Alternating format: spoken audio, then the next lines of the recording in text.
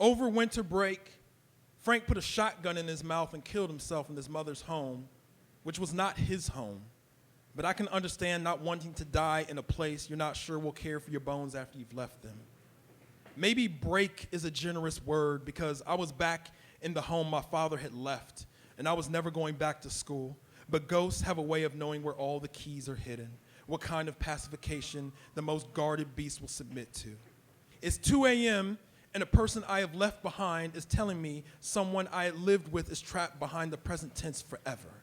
And now it is 4 days later, and I am in my best clothes driving into Fairfield County, where I was once called nigger on the baseball field, where I was once needed a coach to walk with me to the bus to avoid my own purging. And a teammate told me that it wasn't because I was black, but because I was that good of a baseball player, because I was not old enough to be two things at one time yet. Frank, he loved Wu-Tang.